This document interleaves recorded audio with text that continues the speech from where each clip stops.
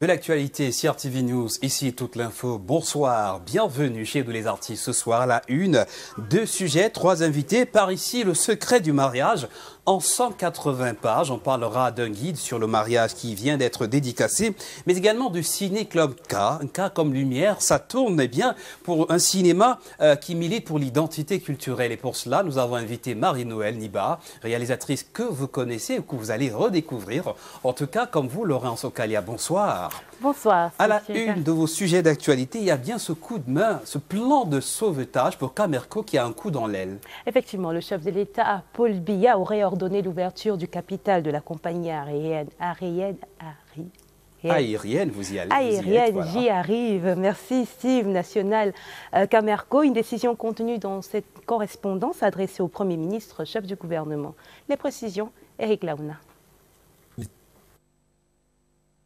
En réaction au Mayday de détresse de Camerco, tel un aiguilleur du ciel, le chef de l'État balise une stratégie de sauvetage.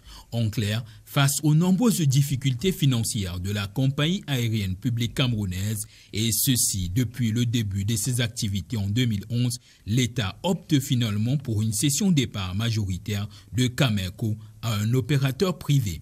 Ayant Maya sorti de la zone de turbulence dans laquelle elle est engluée, c'est dans une alerte lancée en juin 2020 en direction de l'actionnaire unique que le commissaire aux comptes de Camerco dépeignait la situation opérationnelle et financière catastrophique de la compagnie.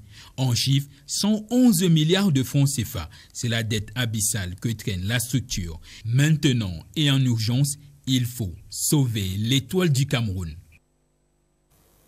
Dans les airs, par voie terrestre ou quelle que soit la voie, le coronavirus ne passera pas par Gretsopo dans le sud-ouest. C'est une décision du chef traditionnel Etina Monono qui a fait un important don en matériel de kit sanitaire, notamment en masques et en gel hydroalcoolique aux populations de cette localité. À Boya, Gretsopo, Elisabeth Son.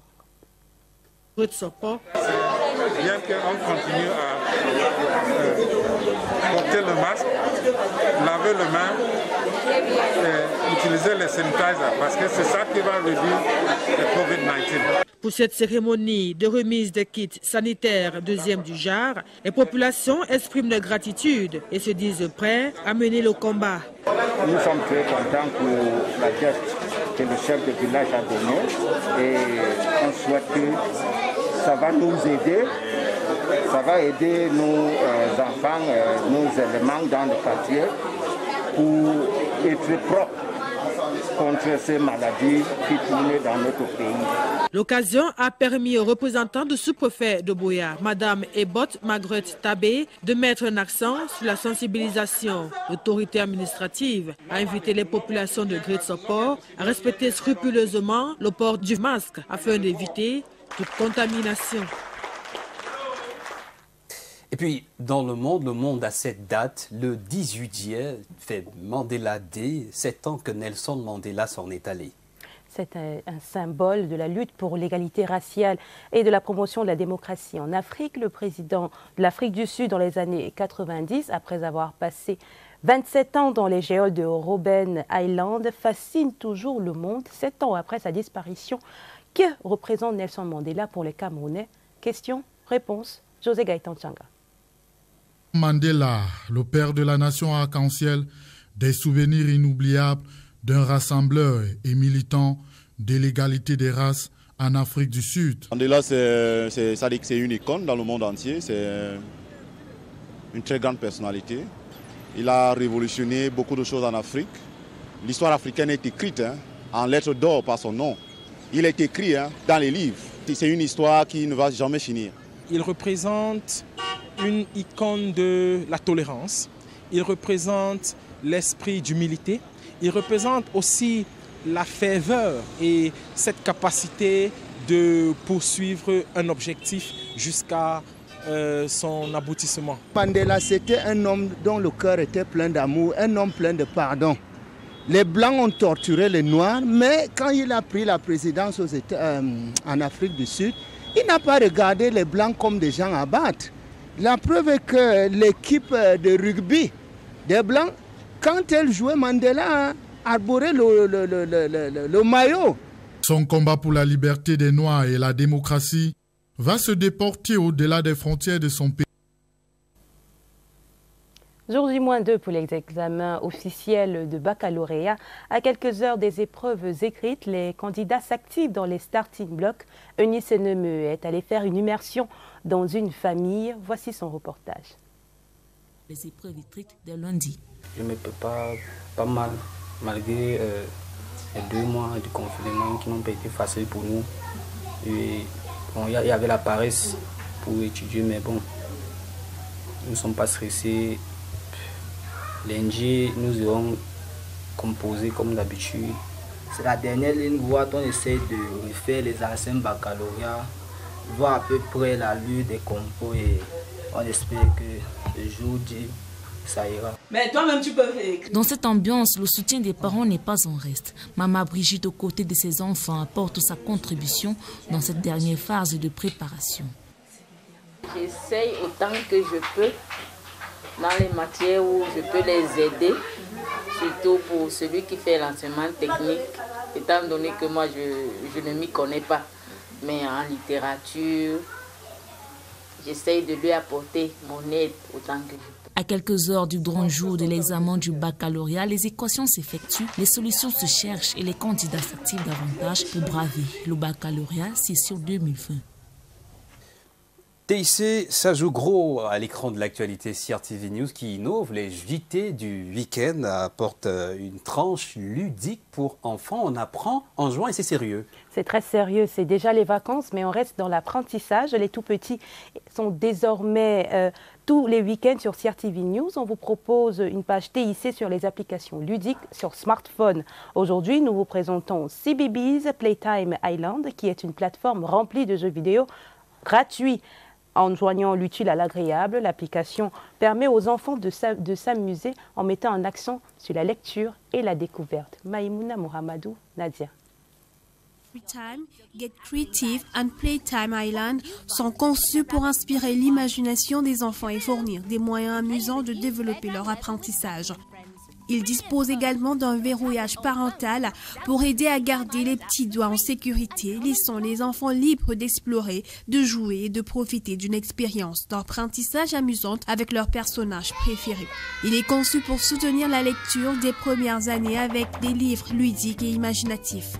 Chaque histoire prend vie avec des éléments interactifs à toucher, à glisser et à jouer. Une fonctionnalité de bibliothèque permet également aux enfants de choisir différents livres à télécharger, puis de revenir et d'échanger de nouvelles histoires. L'application dispose de 2 modes de lecture pour s'adapter à différentes capacités et styles de lecture. À la fin de chaque histoire, des questions sur ce qui s'est passé aident à développer des compétences de compréhension et à susciter une conversation. Il existe aussi une section dédiée aux adultes comprenant des conseils pour soutenir le développement de la lecture des enfants et une option pour passer à un mode d'accessibilité. Tous les jeux répondent aux besoins spécifiques des enfants et de leurs parents ou tuteurs avec un accent sur le lien, l'apprentissage, la découverte et l'expression de soi. Ah, les enfants, qu'est-ce que ça peut être intéressant. D'ailleurs, on parlera d'enfants ce soir, comme on parlera de famille et de mariage. Une question de Laurence. Vous rêvez de mariage, vous ? Un peu comme vous, Steve Chega. C'est bien dit. Merci d'ailleurs. Et ça tombe bien parce que ça me permet de vous annoncer mes invités et parler de ces questions qui nous dérangent. Le mariage est en crise. Que faut-il pour sauver l'amour ?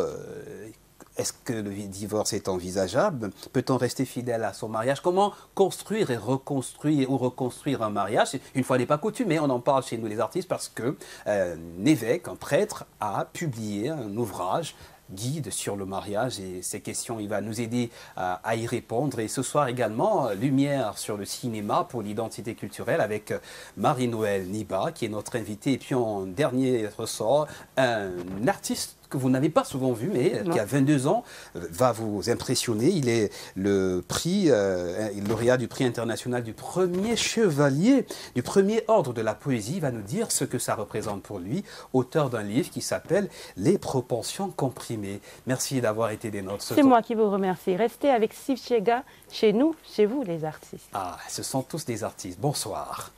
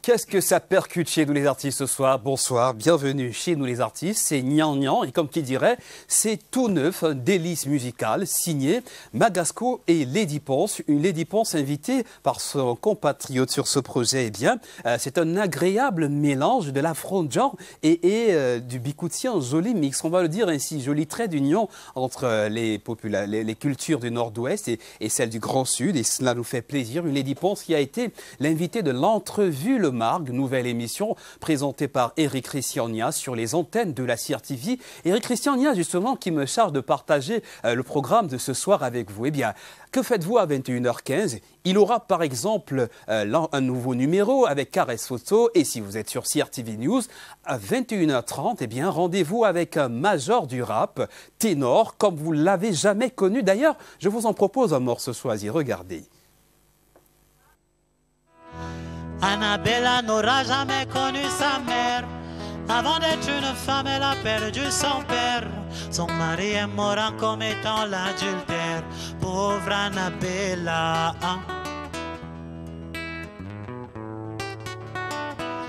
Elle s'est retirée au village de son père. Elle y a bâti une petite hutte en terre. Elle a décidé d'y vivre en solitaire. Combattre la misère en cultivant la terre. Pauvre Annabella, et pauvre Annabella, oh no.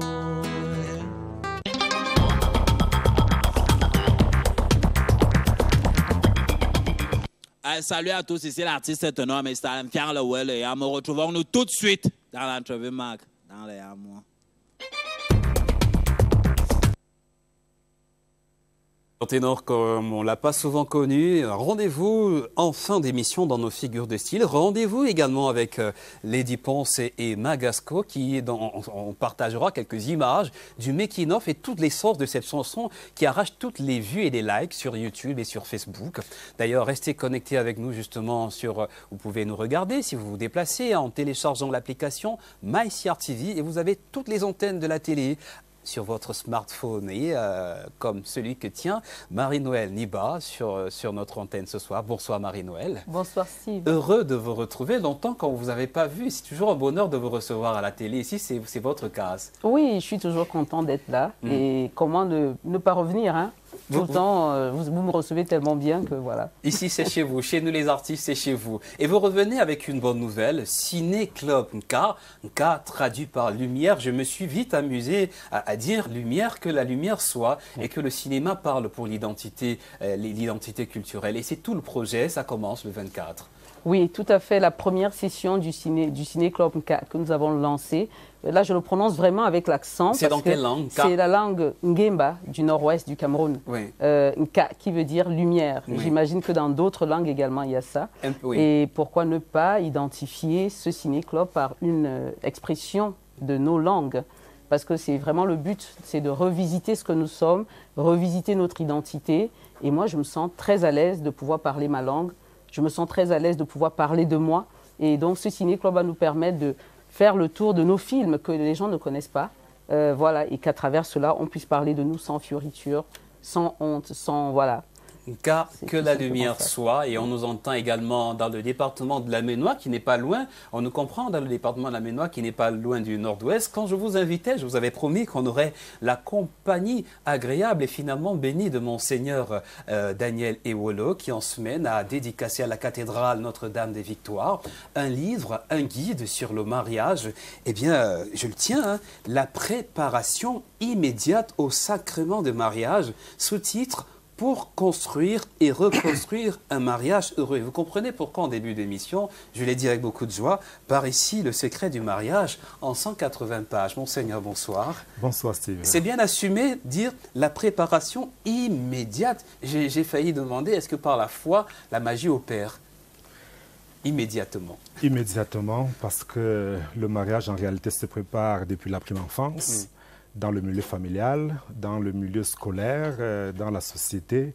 Le livre nous parle de la préparation immédiate au mariage, donc juste avant d'aller vers la célébration, les pratiques à avoir, les connaissances à acquérir et les disponibilités intérieures que chacun est appelé à avoir avant de s'engager dans le sacrement de mariage. Parole du prêtre, on parlera du mariage religieux, mais également on parlera du mariage traditionnel, entre guillemets, comme on aime le dire au village. Il y a une propension, ce qui a motivé l'ouvrage, l'écriture de ce livre, c'est qu'il y a une propension au divorce, la crise du mariage, une propension qui se répand dans la psychologie sociale, ça ne va pas bien. Et on parle là des valeurs morales d'ailleurs, et je tiens aussi un livre qui s'intitule Propension comprimée, ouvrage d'un jeune auteur, Gaïa Esaü, publié aux éditions de Livre Bleu. Bonsoir Esaü. Vous venez de loin, quand je dis de loin, c'est que vos mots voyagent, ils nous transportent. Vous êtes un fils du Mayo d'Anaï, à Goyore. Voilà, on vous dit bonsoir. Comment on dit bonsoir là-bas? À Mousgoum, on dit Wafutilaïdi. Wafutilaïdi. Merci de nous écouter et de nous suivre dans l'extrême nord. Alors, vous êtes notre invité, on aura le bonheur de découvrir. Vous parlez justement de passion, d'attirance. On parlera peut-être aussi des choses qui sont en connexion avec le mariage, la fornication, entre guillemets, le bien en reste. Et peut-être Marie-Noël Niba sortira sa caméra de réalisatrice pour nous parler d'amour et de mariage et pourra nous parler de ses secrets, de succès dans le mariage. Alors, vous qui êtes très très attaché au film documentaire, aujourd'hui, je vous propose un voyage dans l'intimité d'un animateur et journaliste de la CRTV, Dania Ebongue, qui raconte une histoire d'obésité. Eh bien, il a risqué gros, il a failli y passer, il a dû retrouver la vie, comme il lui-même le dit, dans un film documentaire qu'il raconte et qu'il a dédicacé hier, qu'il a présenté hier à la Fondation Tandemuna. Dania Ebongue, une histoire d'obésité, j'ai risqué gros. Voici une histoire racontée par Annabella Tabinto. Elle y était. You may have difficulties placing the name to the face, but yes, this is Dania Ebongue, 50 kilograms lighter. Exactly 1 year ago, Dania Ebongue, who weighed 153 kilograms, made the life-changing decision to lose the extra weight that threatened his health and held him back from being the best version of himself. He is here this Friday, July 17, on his birthday, to inspire others who are in the same situation he was in not too long ago. In this close to 2-hour documentary titled Pourquoi et comment j'ai perdu 50 kg, Dania Ebongue narrates his weight loss journey, which took him from 153 kilograms to 99 kilograms. He affirms this very challenging process was made possible through great determination, exercise, eating healthy, and the support from family and close friends. As he looks forward to maintaining this new healthy lifestyle, the now weight loss activist hopes to inspire many others to lead a healthy and progressive lifestyle. Et dit comme ça, vive la vie, argument de poids, Dania Ebongue qui perd 50 kilos, et ça il faut le dire, il aura bénéficié pour cet événement de l'assistance de nombreux artistes comme Kopo, mais également une icône des antennes francophones, Amobe Mevege, qui en ce jour, Mandela Day, 18 juillet, a reçu une récompense, le prix pour son engagement en faveur de la promotion et de la paix et du rayonnement des cultures afro, un prix décerné par l'UNESCO. D'ailleurs, vous êtes attentif à son actualité, Marie-Noël Niba. Oui, tout à fait. Je devais me connecter sur Zoom pour pouvoir suivre cet événement plutôt très très intéressant. Amobe, effectivement, c'est quelqu'un qui, enfin, on ne le présente plus, hein. Ouais. Il fait tellement de choses pour la culture africaine. Et c'est un de nos aînés qui nous aura inspiré, autant le dire en direct comme ça, Amobe Mevege. Merci et bon courage. Je voudrais également partager une nouvelle, celle d'une jeune réalisatrice, bien plus jeune que vous. Elle s'appelle Françoise Elan, qui fait l'actualité parce qu'elle a été invitée au Durban International Film Festival. Là-bas, elle présentera son nouveau long métrage, qui commence à crever l'écran. Et pour une première sortie à l'international, ça vaut le coup d'en parler. En route pour un autre succès. c'est possible. Avec son deuxième long métrage, c'est sa première grande affiche à l'international. Le film Enterré, à peine sorti en juin, crève déjà l'écran. Enterré est sélectionné au Durban International Film Festival. Il se tiendra du 16 au 26 juillet. Le film met en scène des retrouvailles d'amis d'enfance qui virent au cauchemar. La scénariste et réalisatrice Françoise Hélon avait déjà connu du succès avec Waka en 2012. Elle est aussi connue comme la promotrice de la plateforme Le Film Camerounais et ses awards. Des awards, des récompenses comme il y en aura au festival Écran Noir 2020. La 24e édition reportée se tiendra du 31 octobre au 7 novembre. Le délégué général du festival Écran Noir, Basek Bakobio, a fixé au 30 août la date limite d'enregistrement sur le marché du cinéma. Il a aussi annoncé un programme spécial Strength Kid qui veut intéresser les enfants au cinéma. Le cinéma sort peu à peu du confinement et ça tourne pour tous les âges. Et là, je parle bien du festival Les Écrans Noirs qui arrive, qui a été reporté, dont vous gardez un très bon souvenir avec le film documentaire Partir, qui a été sacré meilleur documentaire camerounais aux Écrans Noirs, dernier festival. Ça nous donne un joli prétexte d'en parler, Partir. Ben oui, parce qu'il continue son petit bonhomme de chemin. Je viens d'ailleurs de... On vient tout juste de poster à la nouvelle sélection au Festival international du film numérique de Cotonou, après les 6 autres sélections. Et je crois que le premier prix, c'était aux Écrans Noirs. Après, j'ai eu celui du coup de cœur de Le Temps Presse à Paris. Et j'espère qu'il y en aura d'autres. Hein. Ça donne envie de continuer, en tout cas. Et oui, cinéma, le film Partir de Marie-Noëlle Niba, réponse à la troublante question de l'immigration. Vous pouvez en dire un mot, Monseigneur? L'immigration, quand un jeune vous dit « Mon père, je veux partir », ça s'est arrivé déjà dans votre vie, souvent dans votre longue vie, rencontrer des jeunes qui veulent partir par voie... Des jeunes qui veulent partir, laisser le pays. On en voit beaucoup, malheureusement, qui estiment que l'Eldorado est ailleurs. Et pourtant, à l'expérience, il est possible de s'en sortir au pays. Certainement que nous avons beaucoup de travail à faire dans ce sens, pour que les opportunités sur place au pays puissent effectivement être vulgarisées et mises à la disposition des jeunes. Il y a beaucoup de choses à faire dans notre pays, dans le domaine de l'agriculture notamment.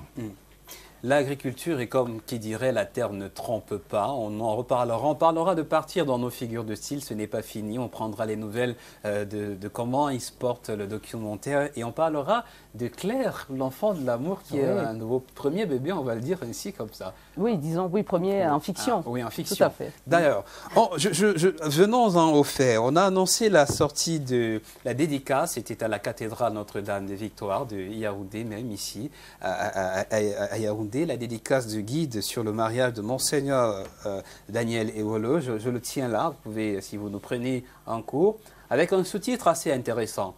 Pour construire et reconstruire un mariage heureux.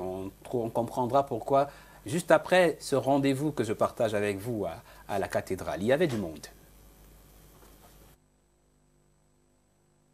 Longue la file sur le chemin du mariage. Devant ces pages qui en livrent le secret, le guide de Monseigneur Daniel Ewolo vient de faire foule à la cathédrale. Nous avons constaté beaucoup de problèmes dans la vie conjugale et nous en sommes arrivés à faire le constat qu'on ne naît pas bon époux, on ne naît pas bonne épouse, c'est un apprentissage. Le guide est vite pris en main et ses lecteurs se font leur petite école au fil des pages. Du moment où quand on est chrétien et qu'on aspire au mariage, on voudrait bien un mariage qui dure. Pour ceux même dont les mariages ont refroidi, je crois que c'est important de l'avoir. Vous savez, il y a plusieurs thèmes importants à l'intérieur. Par exemple, l'éducation des enfants, la gestion de l'argent dans le couple. En tant que pasteur, lié à la préparation, à l'accompagnement. Parce qu'il y a la crise du mariage aujourd'hui et il faut éduquer le peuple. Et apprendre de façon méthodique et rigoureuse la manière de construire une vie de couple dans le Christ. À la recherche du meilleur, il faut éloigner le pire. Une histoire de cœur à la table du Seigneur.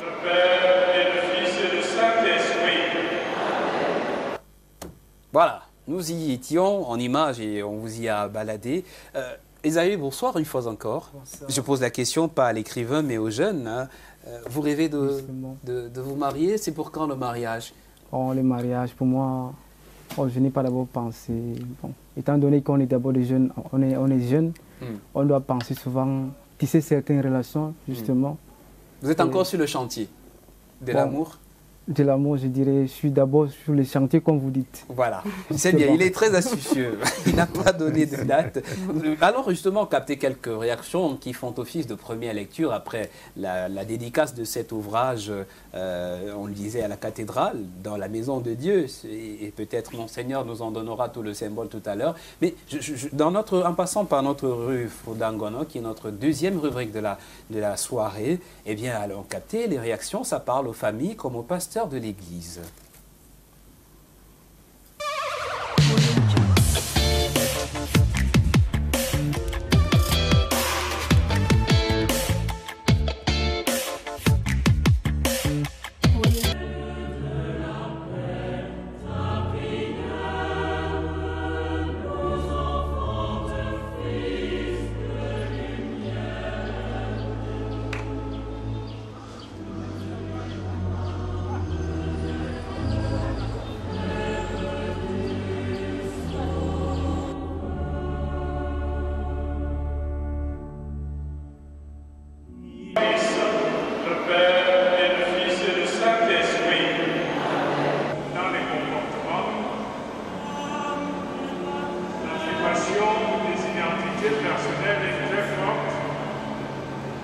Nous avons constaté beaucoup de problèmes dans la vie conjugale et nous en sommes arrivés à faire le constat qu'on n'est pas bon époux, on n'est pas bon épouse, c'est un apprentissage.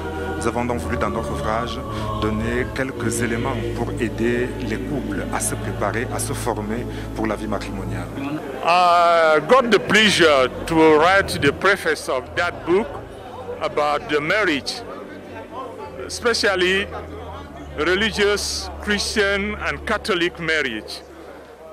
It is really that it's not easy to live in couple many years, respecting all the values, especially Catholic and Christian values. That's why I was very satisfied to find this book, because the author proves to give us the way, the wisdom, how we can help those who are married to continue to live their choice without great problems. Ce livre vous parle à quel point? Au plus haut point, du moment où quand on est chrétien et qu'on aspire au mariage, on voudrait bien un mariage qui dure. Donc un mariage qui va jusqu'au bout, jusqu'à ce que la mort nous sépare. Donc quand on voit un livre comme ça, on se dit, voilà, ça va nous instruire sur ce que nous ne savons pas, ça va nous accompagner et surtout, ça va nous guider, comme c'est écrit, un guide pratique. Et on a dit pour construire et reconstruire. Voilà, pour ceux même dont les mariages ont refroidi, je crois que c'est important de l'avoir. Se reconstruire, parce que justement, il y a des couples qui sont en crise et qui ont besoin de se refaire du sang neuf. Dans le livre, par les conseils qui sont donnés, peuvent aider les couples à se ressaisir, à relire leur vie conjugale de manière à s'en relever. Le livre vous parle comme un guide? Oui, beaucoup. À quel point? Donc au point où, à travers lui, on t'apprend. Vous savez, il y a plusieurs thèmes importants à l'intérieur. Par exemple, l'éducation des enfants, la gestion de l'argent dans le couple. Vous voyez, donc, parce que nous sommes nés dans un couple, on est nés seuls et on s'est mis ensemble. Donc maintenant, il faut apprendre à gérer les humeurs, gérer l'argent, la gestion de tout en fait. Donc, l'évangile au centre, bien entendu, bien entendu. Bien sûr, le mariage c'est pour fonder une famille. Le mariage ne se referme pas sur les époux. Sinon, il n'est pas fécond comme il doit l'être. La fécondité, c'est qu'il s'ouvre. Le mariage s'ouvre la possibilité d'avoir des enfants. Donc, le but du mariage aussi, c'est de constituer une famille. Celui-là parle au pasteur, parce qu'il y a la crise du mariage aujourd'hui et il faut éduquer le peuple. Donc, il a fallu accueillir avec joie cette recherche pédagogique, initiatique, qui permet à tous ceux qui veulent s'engager dans cette voie d'être au fait des défis et des enjeux et d'apprendre de façon méthodique et rigoureuse la manière de construire une vie de couple dans le Christ. Justement, merci d'être chez nous, les artistes. On va lever le flou sur ce qui dérange dans le mariage, sur le chemin du mariage. Il est long, il est parfois parsemé d'embûches.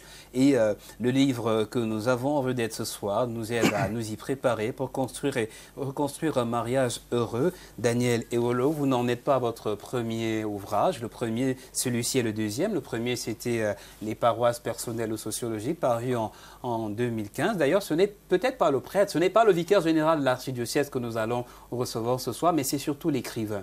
Oui. Quel a été l'élément déclencheur? Quel a été le choc? Pourquoi avoir publié un ouvrage comme celui-ci? Ce qui m'a décidé à écrire ce livre, c'est que d'abord, comme prêtre, pasteur sur le terrain, nous accueillons beaucoup de femmes, d'hommes en difficulté dans leur vie conjugale. Et en réfléchissant un peu, je me suis dit, est-ce que, entre autres raisons, il n'y a pas l'impréparation au mariage? Parce qu'effectivement, on ne naît pas bon mari, on ne naît pas bonne épouse, ça s'apprend. Alors, en me demandant ce qu'il fallait faire, je me suis dit, peut-être qu'il fallait écrire quelque chose, d'une part. Et d'autre part, dans l'organisation de l'Église catholique, il est prévu un cheminement de préparation au mariage, cheminement immédiat, qui dure 3 mois avant le mariage. Oui. Alors, dans mon livre, Guide pratique, j'essaie de donner aux prêtres, mais aussi aux candidats au mariage, les éléments nécessaires de préparation pendant ces 3 mois. C'est un bon conseil, cet ouvrage qui sert de guide, de boussole, Marie-Noël Niba. J'ai eu la petite question de jeune. Comment c'était à votre époque? Oui, je pense que déjà à notre époque, il y avait une crise de mariage. Mais je pense que il faut situer un peu ces problèmes-là en fonction des époques. À notre époque, je pense qu'il y avait, j'analyse souvent en disant, il y avait une émancipation de la femme qui faisait que les hommes avaient peur maintenant d'avoir des femmes, que j'ai appelées des femmes orchestres. C'est-à-dire que des femmes qui, professionnellement, sont déjà bien assises. Et on parlait il y avait des garçons qui disaient, ah, je ne veux pas des femmes qui ont des grands matricules. Parce que les gars avaient peur des femmes à cette époque. Et là, il n'y avait pas de réseaux sociaux à notre époque, mais il y avait déjà une crise parce que les femmes avaient décidé d'être au même niveau professionnel et intellectuel que les hommes. Alors les hommes avaient déjà peur d'épouser des filles et ils pensaient qu'une femme qui est assise intellectuellement pourrait devenir celle qui porte le pantalon, parce que c'est l'expression qu'on employait souvent. Mais aujourd'hui, avec les réseaux sociaux, c'est un autre contexte. J'ai comme l'impression... L'écran du paraître, l'écran de la belle image... Ça rejoint même l'envie de partir. Les relations à bout de clic. Voilà. En fait, non. Mais même, déjà à l'époque, il y avait ces échanges. Je pense qu'il y avait même des mariages organisés, arrangés. Il y avait des sites de mariage qui mettaient ensemble des personnes. Il y avait déjà ça. Mais aujourd'hui, j'ai comme l'impression qu'il y a cette envie de partir pour tout le monde. C'est-à-dire que tout le monde se dit, il faut qu'on me voie sur des réseaux sociaux, à l'étranger, ça me permettra de sortir si j'arrive à taper dans l'œil de quelqu'un qui est à l'étranger. Et même une jeune fille ici qui a un bon parti a l'impression que le parti n'est pas suffisant. Il lui faut quelqu'un qui le fasse sortir. Et parfois, les partis, même les gars qui sont déjà intellectuellement et professionnellement assis, quand il sort et il revient, la fille s'énerve. Il y a des filles qui voudraient des hommes qui les fassent sortir. Et c'est pour ça que elles hésitent à se marier. Et les garçons aussi finissent par avoir peur de ces femmes qui ont envie de partir. C'est comme une pression énorme. Et donc, je dis, ça nous ramène à ce qu'on a dit tout à l'heure. On ne regarde pas le trésor qu'on a sous les pieds, pour utiliser cette expression, mais on regarde toujours cet Eldorado qui devient parfois illusoire. Parce que beaucoup partent et se demandent après pourquoi je l'avais fait. Parce qu'arrivé sur place, ce gars qui t'épouse de loin, il vient te chercher et quand tu arrives, tu te rends compte que, mince, ce n'était pas ce que je pensais. Et donc, on en est à ramener tout le monde à se réapproprier ce qu'il est. Je crois que ça nous ramène toujours à ce qui nous réunit un peu sur ce plateau. Et c'est le modèle social qui nous y contraint. Il y a cet épanouissement comprimé, vous parliez de pression. Propension comprimée, justement, s'intéresse aux valeurs morales qui se perdent un peu. Entre autres, Monseigneur, je ne me trompe pas à ce propos, quand les valeurs morales se perdent... le mariage aussi peut... Tout à fait. Le mariage n'échappe pas à la crise des valeurs actuelles. Oui. Ce qui fait des problèmes dans le mariage, la question de l'argent, c'est parce que justement on a perdu nos valeurs. Et plein d'autres problèmes, les belles familles et autres. En réalité, le mariage n'échappe pas à la crise des valeurs actuelles.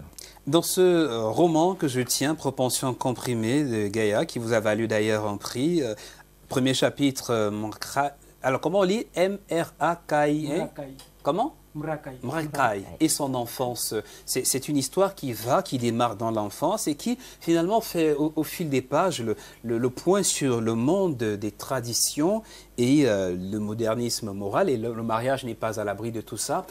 Justement, parlez-nous-en justement. Qu'est-ce qui a choqué le jeune Esaïe Gaïa pour mettre ces lignes en page? En fait, c'était... La petite histoire derrière ce livre. D'accord. Oui. En fait, c'est un jeune écrivain, un jeune Mrakai, c'est un jeune africain. Lui, il est passionné, il était passionné par l'éducation. L'éducation, il était encouragé par ses parents. Et là, il a passé ses études primaires. Arrivé au lycée, il a fréquenté. Et malheureusement pour lui, arrivé à la classe de 3e, son père sera extirpé du monde. Et là, il fera face à des problèmes dans toute sa vie. Une perte de repère. Une perte de repère, justement. Et là, il va observer les comportements des jeunes, les comportements de tout le monde, des filles. Bon, vous pouvez m'expliquer ces termes, les habillements des filles, les habillements de ses camarades, les habillements de toutes les filles qui sont dehors. Quand je parle de dehors, qui ne sont pas à l'école, par exemple. Bon, il les observe, il voit en ces personnes des habillements modernes, des habillements qui, je dirais, hyper modernes, qui ne sont pas modernes. Parce que moderne, je dirais, c'est modéré. Vous êtes poli, vous êtes même très élégant en le disant. Oui, on vous comprend, allez-y. Voilà. Et moderne, c'est modéré. Et hyper moderne, c'est démodé. Oui. Parce que, ce qui dérange la vue, par exemple, ce que les parents de Mrakai lui ont enseigné à son enfance. Oui, parce que son père l'avait toujours conseillé de ne pas fréquenter. Parce qu'il ne veut pas voir son enfant frappé par la maladie de la modernisation. Oui. Qui est? Cette maladie, c'est quoi? Qui est la destruction de la personnalité, la destruction de la personne, la destruction de l'Africain. C'est important qu'on l'ait, parce que là, il raconte l'histoire de quelqu'un qui baigne dans son enfance. Et c'est important, on parle de mariage, ça commence par là aussi, Marie-Noëlle Liba. Tout à fait. Oui. Moi, je pense que les problèmes du mariage, comme il disait, c'est un manque de reconnaissance de soi. Dans un mariage, si chacun s'assume, je pense qu'on peut savoir que chacun a ses différences, chacun, comme on dit souvent, on a ses bons côtés, on a ses mauvais côtés. Et puis pourquoi je suis rentrée dans ce mariage, c'est parce que l'autre, j'appréciais les bons côtés de l'autre et il appréciait mes bons côtés. À un moment, il faut qu'à tous les coups, on soupèse. Pourquoi je suis là? Est-ce que je continue à vivre les mêmes valeurs qui m'ont amené dans ce mariage? Je disais tout à l'heure, hors caméra, que c'est un consensus permanent et puis c'est une recherche permanente de ce qui nous a amenés dans cette relation. Pourquoi vous vous mariez? Et si on ne sait pas pourquoi on se marie, on aura l'impression d'être perdu lorsqu'on se retrouvera dans ce monde d'inconnus, parce que chaque jour on se découvre, on découvre l'autre. Et si on le vit comme un roman, pour aller un peu dans votre sens, où on est ouvert on se prépare à découvrir l'autre à tous les coups. L'art de grandir ensemble. Voilà, grandir ensemble, tourner une page de sa vie et se dire on écrit quelque chose ensemble. Je crois que si on part sur cette base-là, c'est difficile qu'on se sépare parce que même quand l'autre fait quelque chose de mauvais, c'est toujours quelque chose d'écrit dans votre vie. Et comment est-ce qu'on maximise ce côté-là? Donc je ne vais pas raconter votre livre, ou bien je n'ai pas encore lu, hein, mais c'est à vous de parler de ça. Et c'est Monseigneur peut nous aider également à comprendre. Je crois qu'il a l'argument de la foi, mais surtout de la vie chrétienne, la prière. Oui, effectivement. Oui, tu veux dire le mariage religieux, point barre. Comme le disait Marie-Noëlle tout à l'heure, effectivement, dans le mariage, il faut se connaître soi-même. Il faut s'approprier soi-même dans son histoire, dans sa personnalité. Il faut accueillir également le conjoint dans sa personnalité, dans sa culture. Et c'est cette vie commune de connaissances mutuelles qui, justement, peut amener à vivre effectivement le mariage dans l'harmonie. Vous l'avez évoqué aussi, comme chrétiens, nous savons que Dieu est amour. Et nous croyons que c'est Dieu qui comble les brèches, les failles, les limites de l'amour humain. Autrement dit, l'amour humain, il est fragile, il est faible. L'amour humain est fait de petits à côté, tels qu'on les voit habituellement. Et quand on croit en Dieu, quand on s'abreuve ensemble à la source de l'amour de Dieu, on est sûr que les limites de l'amour humain seront surmontées et puis on va s'en sortir. Vous avez parlé de mariage entre catholiques. Vous me voyez venir. Parfois, il y a la barrière religieuse. Deux personnes qui sont éperdument amoureuses, mais dont l'amour est étouffé par les murs des chapelles. Vous abordez cette question? Nous abordons la question du point de vue catholique. On peut se marier avec toute personne, indépendamment de sa foi. Un catholique peut se marier avec un protestant, un bouddhiste, un musulman. Quelle que soit sa foi, un chrétien catholique peut s'engager effectivement dans le mariage. Mais bien sûr, il y a un cheminement préalable qui est important. Merci de nous y accompagner justement. Et je voudrais que nous sortions de cet échange en évoquant quand même le mariage traditionnel. Et là, je mets un accent sur le patrimoine.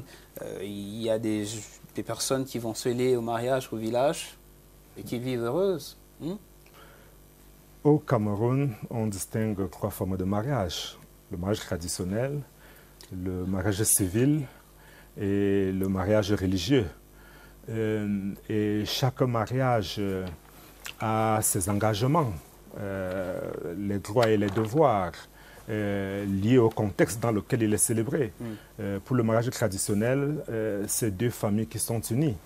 2 familles choisissent de se mettre ensemble, de cheminer ensemble, et cela se voit.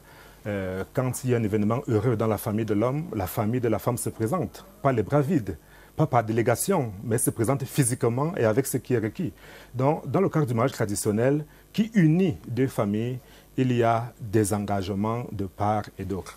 C'est partagé. Voilà. Je voudrais vous poser une question. Lorsque vous avez publié, pendant la cérémonie de dédicace, CRTV News a fait un tweet sur l'événement. Mais il y a une question qui peut vous sembler pernicieuse. Est-ce que le prêtre pas marié peut connaître les réalités profondes du mariage? Effectivement. À quel point? Et j'ai pour cela 3 raisons. La première raison, c'est que le prêtre ne tombe pas du ciel. Le prêtre naît d'une famille, le prêtre grandit dans une famille, dans un environnement familial, premier argument. Deuxième argument, le prêtre dans sa formation.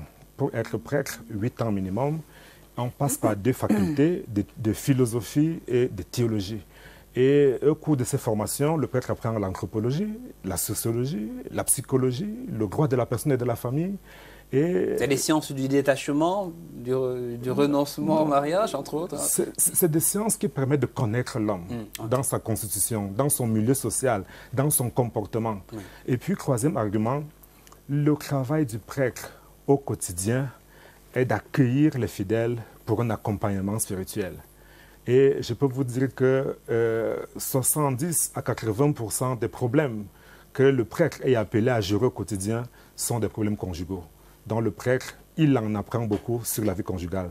Donc pour ces 3 raisons, un prêtre parle avec assurance du mariage. Un peu le psychologue, hein? Oui, aussi, voilà, surtout. Nous y voilà. Et c'est un bonheur, si on peut trouver le livre où? Vous pouvez nous dire rapidement? Oui, le livre, on peut le trouver à la procure des missions du gouvernement diocésain, à la cathédrale Notre-Dame des Victoires, on peut le trouver à la paroisse de l'Irefa, et dans les prochains jours, on l'aura dans le diocèse de Bolova, de Douala et bien d'autres aussi. Nous l'aurons très bientôt à la librairie Saint-Paul et à l'Harmattan. C'est un rendez-vous, Marie-Noëlle Liba. On a failli ne pas en parler, mais parlons-en rapidement. Il y a des mariages qui explosent parce que l'enfant ne vient pas. Oui, tout à fait. Ça se comprend, hein, ça peut se comprendre. Mais comme j'ai dit tout à l'heure, tout n'est pas toujours rose. C'est-à-dire qu'on dit on se marie pour le meilleur et pour le pire. Du moment où ton objectif, ce n'est pas toujours d'accuser l'autre, si la faute est de l'autre, il faut l'accepter avec cet art. Et je pense que ça part aussi de là. Généralement, j'ai fait Claire ou l'enfant de l'amour parce que justement, dans ce film-là, c'était justement des femmes qui étaient rejetées parce qu'elles n'arrivaient pas à accoucher, parce que la société pensait qu'elles n'arrivent pas à faire un enfant. Et en bout de compte, on s'est rendu compte que c'est l'homme qui n'arrivait pas à faire l'enfant. Dans une société comme la nôtre, l'homme n'est jamais stérile, c'est toujours la femme. Et j'ai voulu donc interpeller dans ce film, Claire ou l'enfant de l'amour, le fait que l'homme aussi peut avoir ses problèmes. C'est un bonheur parce que nous allons en parler dans nos figures de style. Claire ou l'enfant de l'amour, c'est un morceau choisi que nous réservons pour les figures de style. Allez-y, bien. Alors, l'enfant ne vient pas ou l'enfant tarde à venir, parfois ça fait problème. Répondez rapidement. Oui, effectivement, dans notre livre, nous proposons aux candidats au mariage de passer par les examens prénuptiaux. Parfois, avec ces examens, il est possible de découvrir ce qui fait problème dans le couple, d'une part. D'autre part... Mais vous savez que les raisons de la science ne parviennent pas toujours à contrôler les raisons du cœur. Oui, parfois, deux personnes amoureuses savent qu'elles n'auront jamais d'enfants, mais leur cœur sont collés l'un ou l'autre. En le sachant à l'avance, ils peuvent décider de continuer ou d'arrêter, en sachant à l'avance qu'ils ne peuvent pas avoir d'enfants. D'où l'importance des examens prénuptiaux. Mais celui qui fait la demande devient suspect. Parce que si c'est toi qui demandes, allons faire, il va dire, ah, donc tu commences à me soupçonner de ne pas pouvoir. Donc, c'est vrai que c'est très délicat. D'où la préparation au mariage. Se préparer à l'avance dans ce processus. Ouais. Effectivement, il peut arriver que l'enfant ne vienne pas. On a vu des cas où, physiologiquement, il n'y a pas de problème. Ni du côté de l'homme, ni du côté de la femme. Ouais. Et c'est là, par notre foi, que nous disons que Dieu, c'est l'enfant qui le donne.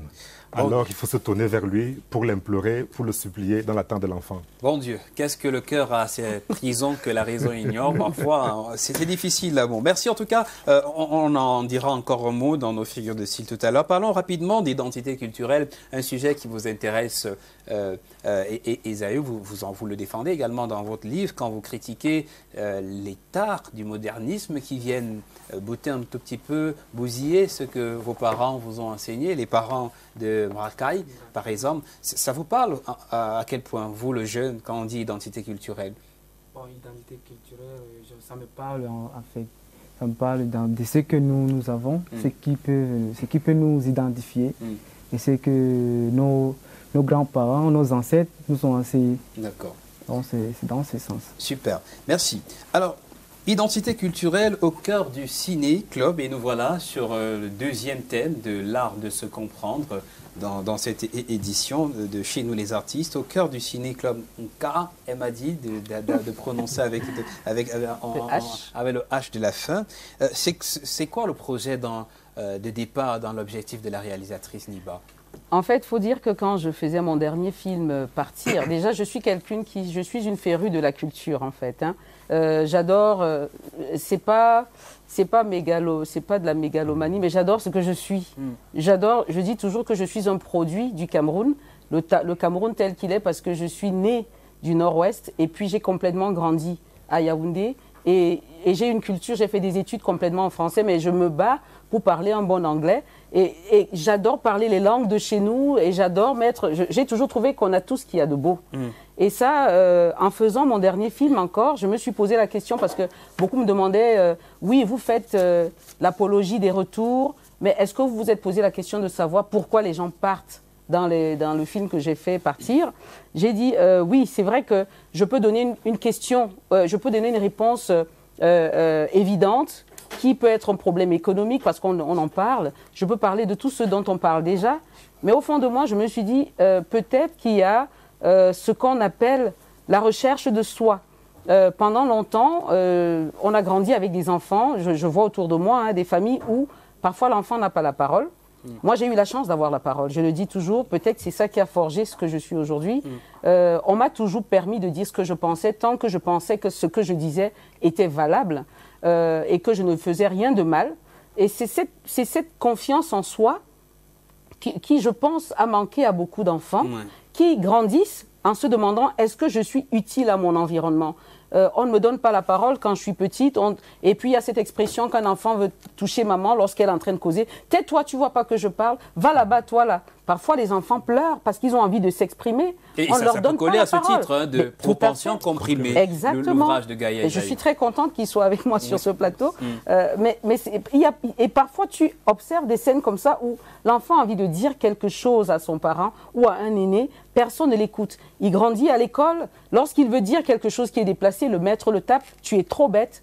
On lui dit des choses comme ça, il grandit. À un certain moment, il se dit, mais je suis inutile. Avec les réseaux sociaux aujourd'hui, les gars se sont rendus compte que dans d'autres contrées, on donne la parole à l'enfant. J'ai appris, parce que je vis à l'étranger aussi, que là-bas, l'enfant est roi. C'est vrai qu'il ne faut pas trop en faire. Il faut modérer chaque chose. Et nos enfants regardent des films où les enfants sont des héros, où les enfants, on appelle ça quoi, sauvent le monde. Et il y a des familles où on leur donne complètement la responsabilité de tenir le monde. Et nos enfants se disent, mais moi, dans mon environnement où on ne me donne jamais la parole, je ne peux pas m'épanouir. Et je pense que c'est cette raison-là qui fait que les enfants, malgré tout ce qu'on a, parce qu'on parle de pauvreté, non, il n'y a aucune pauvreté. C'est dans la tête. Il y a des enfants, partout il y a la pauvreté, même en Occident, il y a la pauvreté. Mais nos enfants, parce qu'on ne leur permet pas de se sublimer, c'est comme cette carotte. Si tu la fais cuire et tu la mets dans une assiette, même sans complément, sans rien, et tu dis cette carotte, elle est bonne et elle est belle, et la manière dont tu la manges, ça poussera l'autre aussi à manger. Mais si nos enfants ici, nous ne les sublimons pas, et qu'ils ont l'impression qu'ailleurs, quand ils arrivent, parce que ceux qui traversent là, dès qu'ils arrivent, vous avez des travailleurs sociaux qui les prennent comme des petits œufs. Ah oui, ça va, voilà. Et l'enfant a l'impression qu'enfin, il a trouvé son Eldorado. Pourtant, ce qu'on lui donne simplement, c'est de l'amour. Et c'est ça, c'est de là que c'est parti, où je me suis dit, il fallait qu'on revisite ce que nous sommes pour nous réapproprier notre self-esteem. C'est pour ça que j'ai lancé cette association qu'on appelle Tell and Be Africa, raconte-toi et existe. Et d'où la première activité est ce ciné-club. Des propensions comprimées, on va dire aux propensions libérées ou simplement mieux encadrées quand il s'agit de l'éducation des enfants. Et voilà que cette antenne devient un beau carrefour des rencontres. Merci de vous y retrouver pour partager justement la richesse des rencontres. Et ce sera un bon moment à la salle Citabella au ministère de la Communication. Vous n'êtes pas seul dans l'association. Il y a des noms que l'on connaît. Yolande Ekoumu-Samba qui a réalisé une tafile, cinéaste. Oswald Lewatt. Vous êtes nombreux. Parlez justement des grandes affiches de la première session. En fait, cette session qui commence en juillet était prévue pour le mois de mars, dans le mois de la femme. Et on avait donc décidé de sélectionner des films, parce que nous voulons des films qui ont quand même présenté le Cameroun à travers le monde, qui ont marqué, qui ont fait que d'autres gens nous connaissent d'une certaine manière. Des films qui sont bien faits d'abord, artistiquement, et qui sociologiquement parlent de nous et qui nous présentent tels que nous sommes. Et donc pour cette première session au mois de mars, nous avions choisi avec Léontine Lomgoy, avec qui je présenterai le débat, et puis Yolande Samba qui travaille avec moi dans le volet cinéma depuis longtemps. Nous avons décidé de présenter le film de Christa Eka, Belay.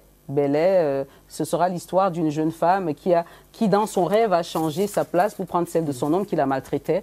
Et donc, l'homme qui vit un peu l'histoire de la femme, voilà, qu'est-ce que ça peut donner? C'est une très belle histoire en court-métrage.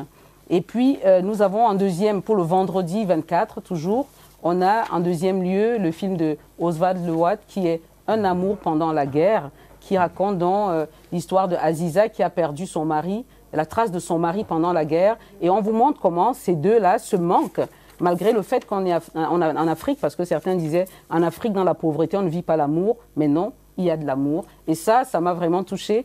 Et en troisième lieu, le 25, de 9h à midi, le samedi 25, on a décidé de présenter le film Minga ou la cuillère cassée de Clay Edou, qui a fait le tour du monde, et qui reprend un peu l'histoire de la cuillère, de la jeune orpheline, que nous tous, on a entendu dans les contes dans notre enfance.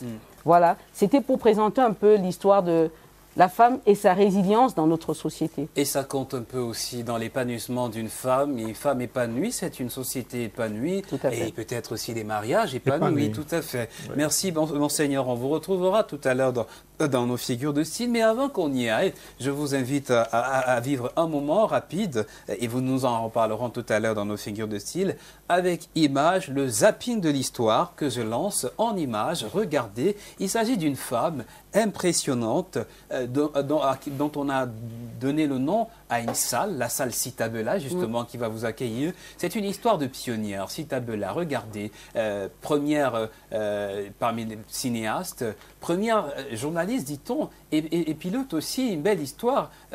Sita Bella, le mémorial d'une pionnière, c'est en image. Elle est née en 1933 au Cameroun. Elle est décédée le 27 février 2006.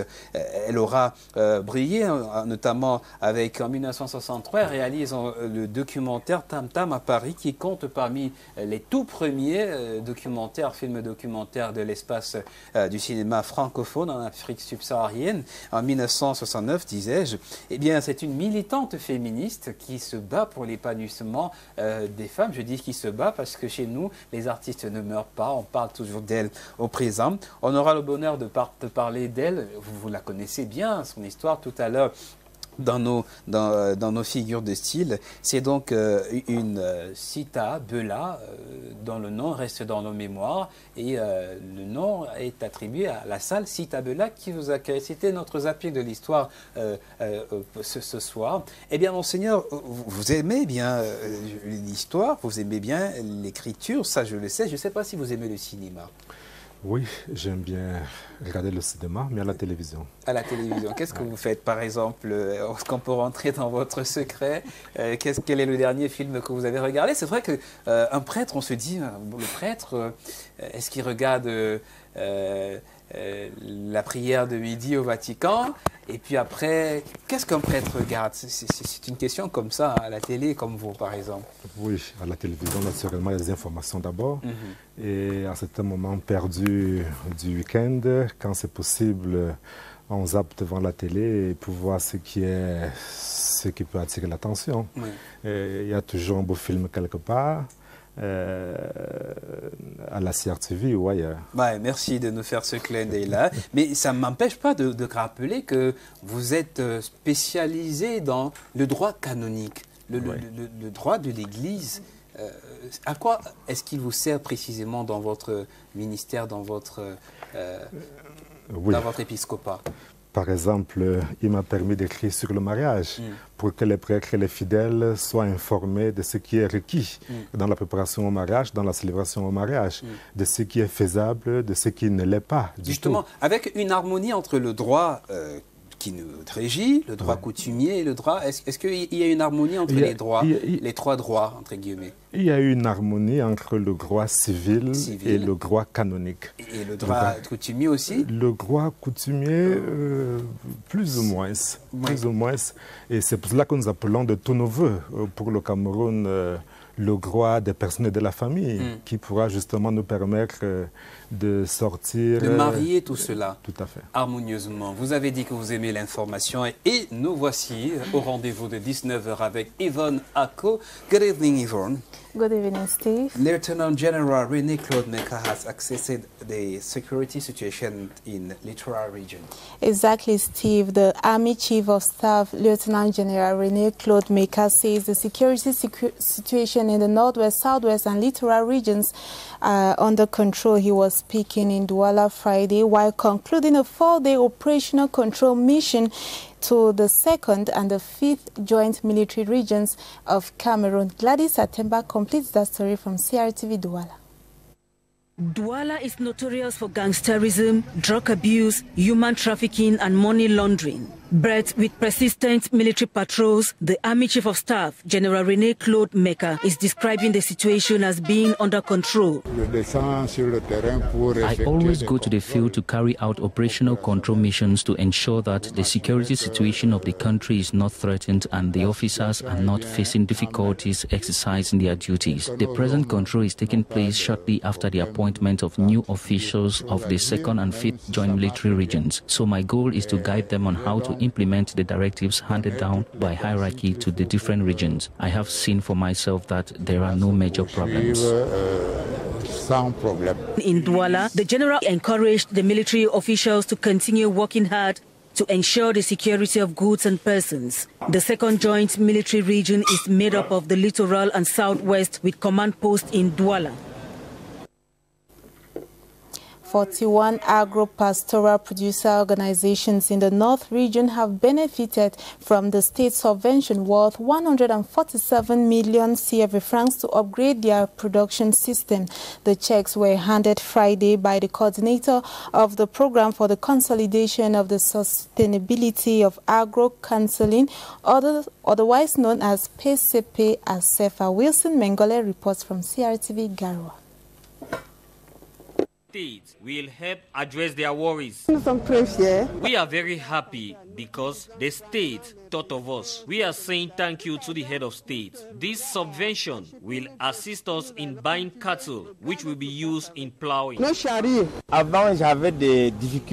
Before, I had difficulties to produce. This time around, the state has given me a check which will permit me to buy cattle for plowing. The coordinator of the program for the consolidation of sustainability of agro-pastoral counseling, PCP ASEFA, Dr. Buba Mumini, has reiterated that their aim is to strengthen local production, which has been hit hard by the coronavirus. The message we gave them, say, for them, they should be careful. They should implement all the measures necessary to combat this COVID-19, to go and implement their project.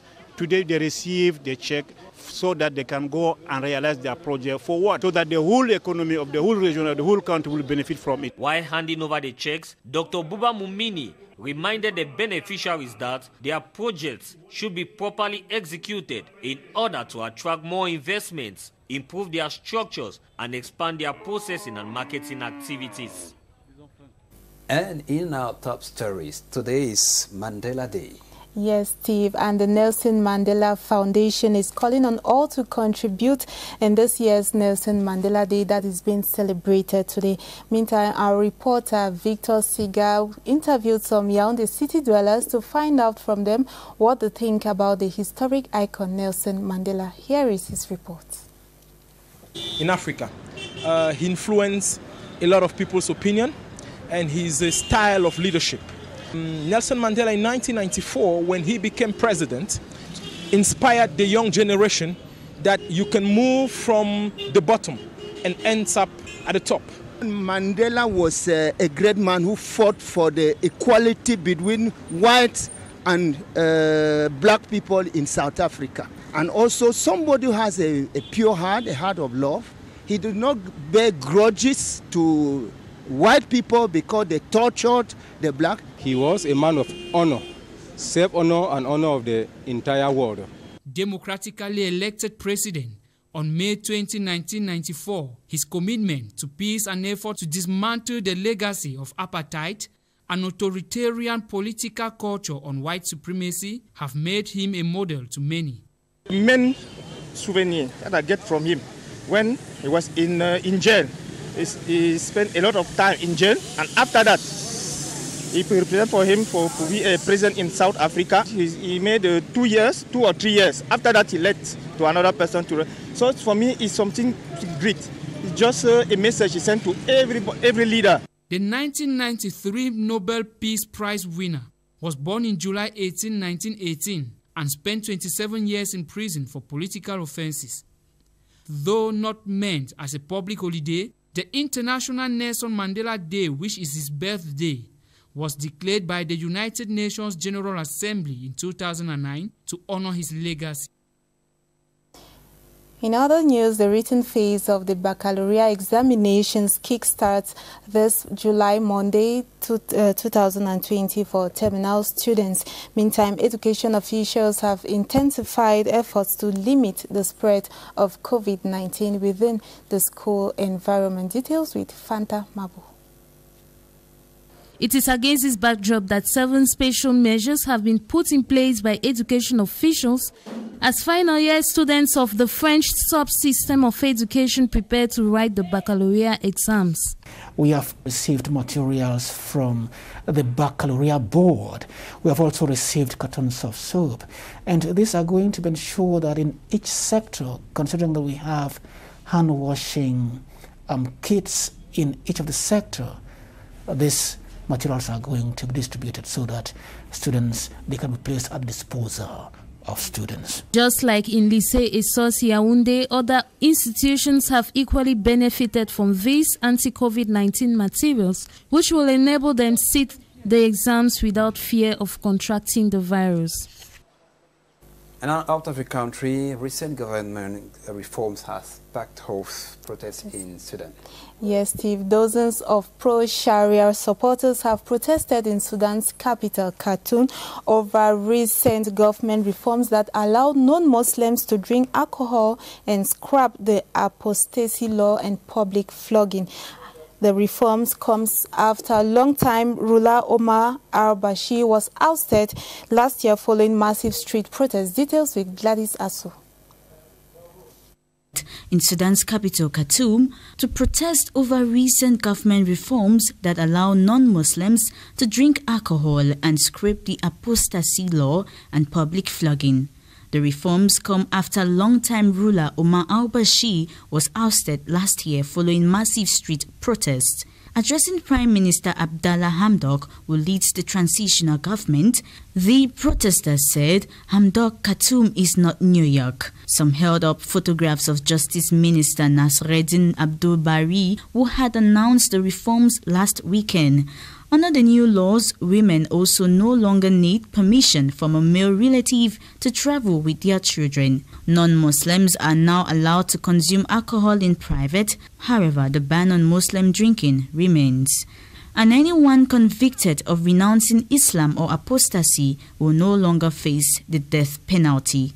The imposition of strict Islamist laws in the 1980s was a key factor in the long-running civil war, which eventually led to independence for South Sudan, where the majority of people are Christian or follow traditional religions.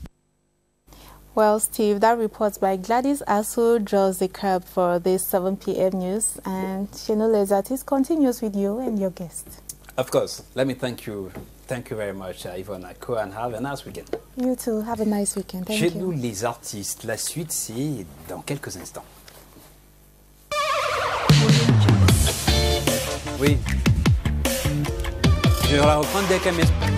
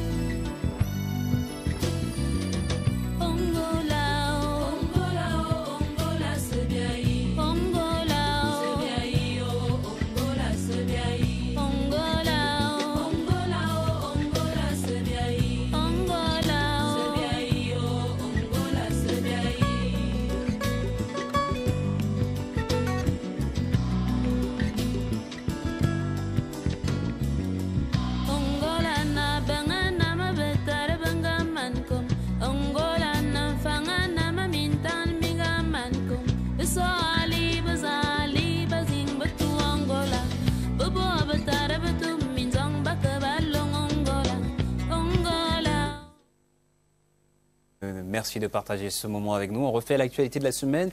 2 thèmes en vedette. Par ici, le secret du mariage en 180 pages. C'est le guide de Monseigneur Daniel Eodo, la préparation immédiate au sacrement de mariage pour construire et reconstruire un mariage heureux. Et là, c'était des images de Cécile, des images de Citabella sur un fond de musique de Cécile Eke, Angola. C'est à Yaoundé, justement. La salle Citabella, c'est une salle qui va accueillir un événement. Les Ciné-Club K, première session, je prononce comme on le veut bien dans l'association de Marie-Noël Neba. Eh bien, le cinéma pour l'identité culturelle, c'est important de parler d'une femme comme celle-là, comme Citabella, qui est une pionnière. Pérenniser aussi des noms comme ceux-là dans la mémoire des gens. Tout à fait, c'est même pour ça que j'ai choisi cette salle. C'est-à-dire qu'à un moment, les gens se disaient pourquoi pas une autre salle, pourquoi la salle Citabella. J'ai dit mais comment parler de nous, de notre culture et de notre identité, sans parler de celle qui, la première, a fait, enfin, c'était pas la première, c'était l'une des premières, à qui on a rendu hommage, à raison d'ailleurs, en donnant son nom à cette salle. Pour moi, c'est tout un symbole. Et surtout, cette dame, j'ai eu la chance de la connaître avant qu'elle ne s'en aille. À l'époque où les femmes ne réalisaient pas. Nous, on était à la CRTV, on réalisait des journaux, on réalisait tout ça, on réalisait des documentaires pour la télé. Mais c'était la première fois qu'on parlait d'une femme qui avait fait à côté, enfin des films, un film comme celui-là, Tam Tam à Paris, à côté de Blandine, Fouman aussi, qui réalisait déjà Silence, on tourne. C'était assez rare. Et donc, je crois que oui, il faut toujours rappeler qu'on a eu quand même des femmes, surtout elle était pilote en plus. Hein. C'était une impressionnante femme, un bout de femme touche à tout en avance sur son temps, qui a embrassé le monde de la culture avec amour et passion, comme vous aussi, Marie-Noëlle Niva. Et quand la caméra s'ouvre, elle montre Monseigneur Daniel Evolos qui me suggère une question. Après ce livre, dans nos figures de style, probablement un autre livre. Vous êtes très prolifique. On peut rentrer dans vos secrets? Oui, très prolifique, peut-être pas, mais il y a déjà un ouvrage en chantier, un roman. Ah, c'est un roman. Un roman.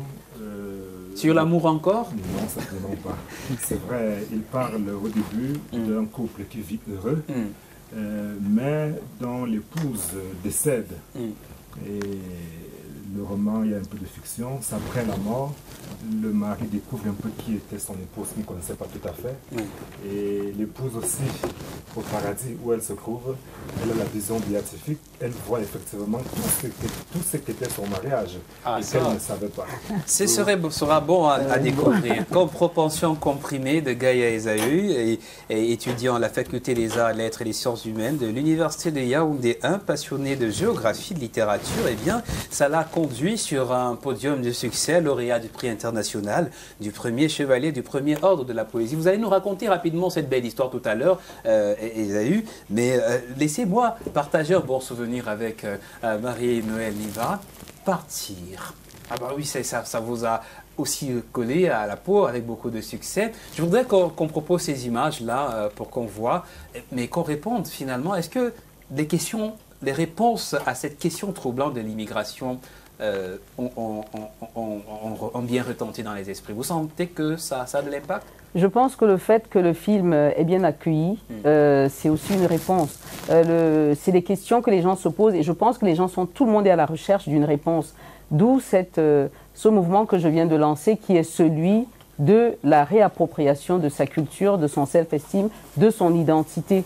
Et par le Ciné-Club, partir m'a permis d'avoir cette réflexion-là et de me dire qu'il faut faire quelque chose. Un temps soit peu. Il ne faudrait pas se croiser les bras et de se dire la faute c'est telle personne. Je me suis dit, oui, tout le monde dit c'est des problèmes économiques, c'est des problèmes de ceci. Mais qu'est-ce qu'il faut donc faire après qu'on ait fait ce diagnostic? J'ai décidé donc moi de commencer à côté de mon constat, de mon film, de commencer donc à faire quelque chose pour que tous ensemble, on puisse voir comment régler le problème. Je vous suggère d'écouter ça en plein son, un extrait de Partir. Voilà, c'était une bande-annonce que vous avez mise sur YouTube et que nous avons retrouvée pour ce moment. Regardez, écoutez. Qu'est-ce qui attend le migrant en Occident? Quand je partais du Cameroun, j'étais chef d'entreprise. 24 ans, je commence à me retrouver sur le sol, dans un pays où je n'ai pas d'entrée. L'Europe, c'est pas facile, hein? Mais je pensais que l'Europe, c'était l'Eldorado. Mais c'est arrivé maintenant sur le terrain, alors où j'ai vu le contraire de ce qu'on me disait. Tu crois qu'il y a les arbres d'argent aux Champs-Élysées? En tout cas, moi, je ne vais pas crever si je fais de la musique. Je vais faire des trucs, moi, dans ma vie. C'est comme ça que, tu vois, j'ai pris le chemin de l'exil, je suis sorti direct. Il là, toi, là, maintenant, on a une mouille. Nous avons comme nous jouons au Sénégal pour dans le bail sur une jabot.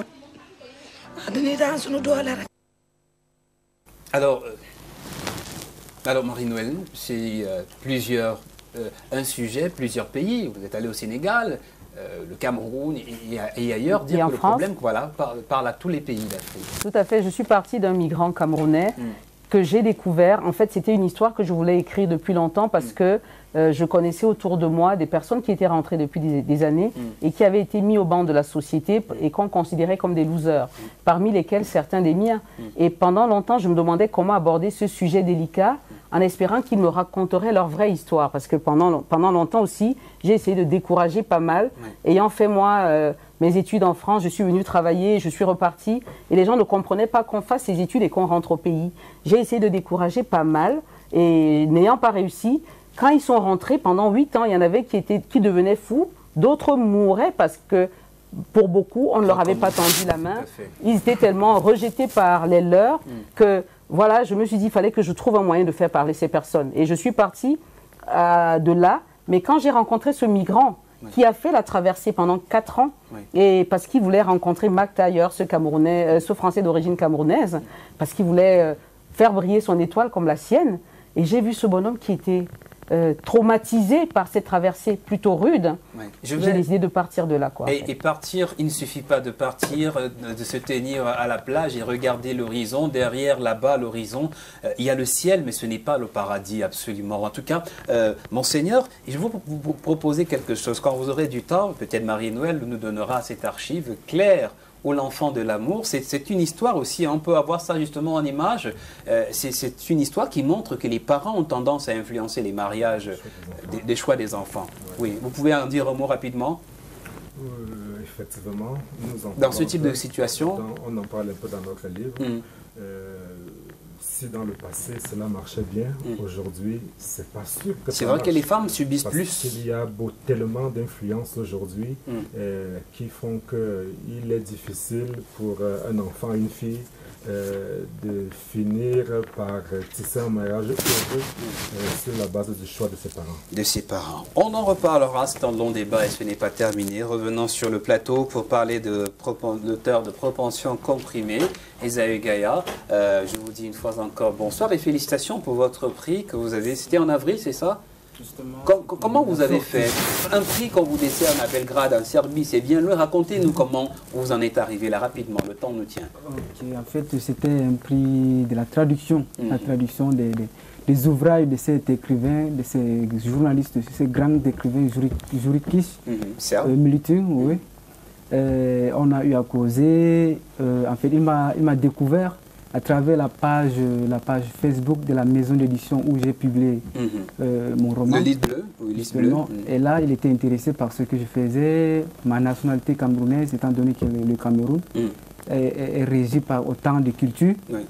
Là, il s'est adressé à moi. Et là, justement, il me demande si je peux traduire ces ouvrages en ma langue maternelle. Et c'est comme ça que le lien est né. Justement.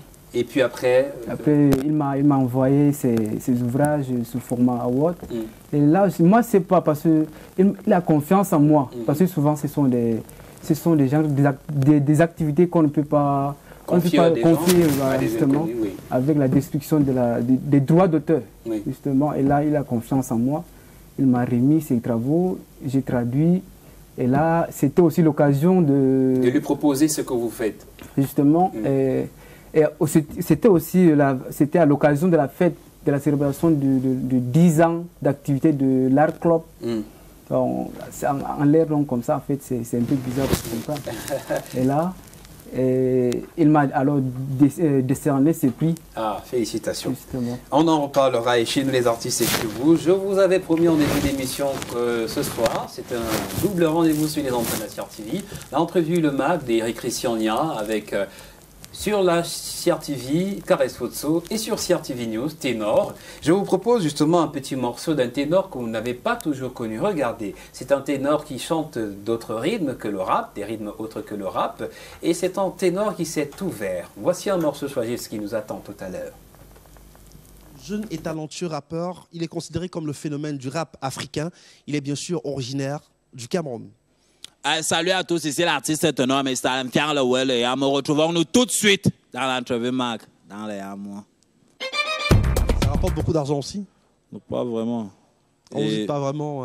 Pas vraiment, c'est que. Vous n'avez pas une vie de misérable, le ténor? Bon. Non, c'est pas. Je focus pas sur l'argent. C'est la dernière des choses qui m'intéresse vraiment.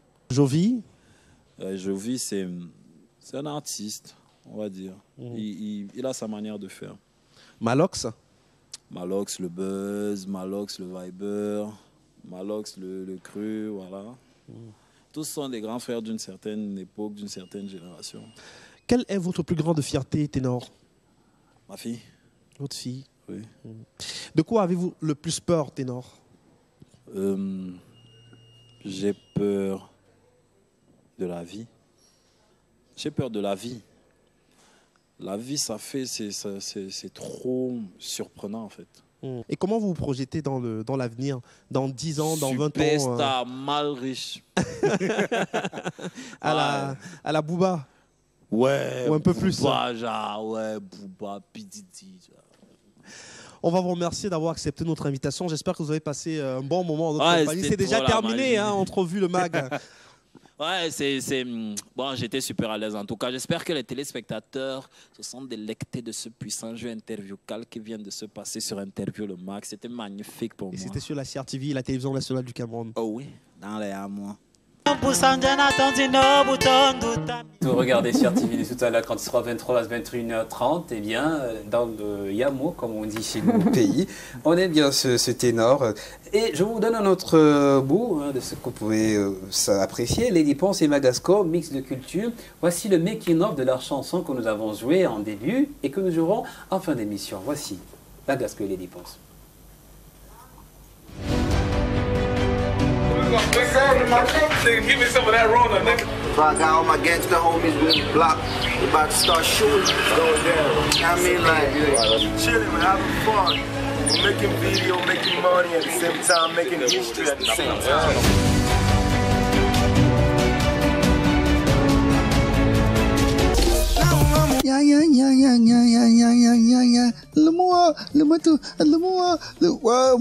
Okay, today we'll be doing the review of Magasco featuring Lady Ponce. Okay, so if you're listening to me for the first time, click that subscribe button down there to be part of the Molitown family, okay? And click that subscribe button, click the bell. When you click the bell, put it on all. Si tu m'écoutes pour la première fois, clique sur la bouteille rouge là-bas en bas pour être un membre de la famille Molitown, okay? So I want the heart. Do you guys know how long it took me to even think about this title? Because I forgot, okay? The album was too long, so I recorded a review and all that. So after listening to the song, I like the original version of the song, okay? I liked it because Magasco is an Anglophone artist that does all genres of music, especially Afro and Young. Lady Ponce just came in, added the original authentic Bikose feel to it, and the video was fucking clean. The dancing, the liveliness. This whole song is about exposing the liveliness, the joyfulness, the whole essence of Bikose, which is having fun. Okay, having fun, using what you have, like your culture, your cultural sound, and having fun. That's the whole thing.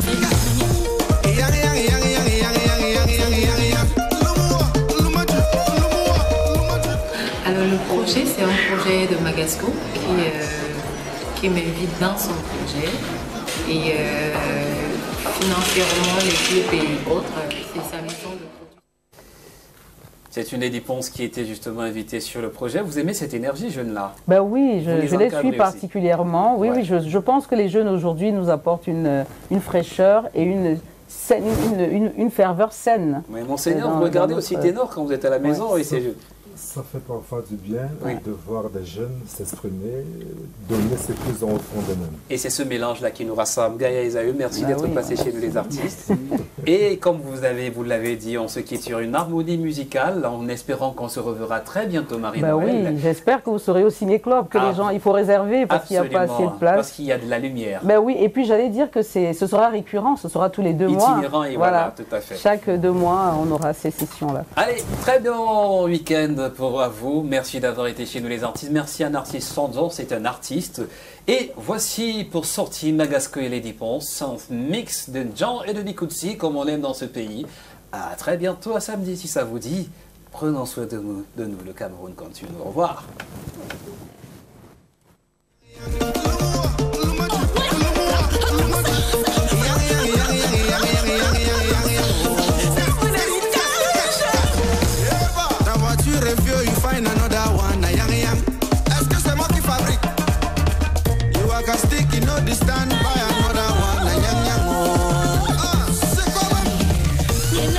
Timba polo mora timanga nyue, yo mwana sanga kwan mabama tiba chakue.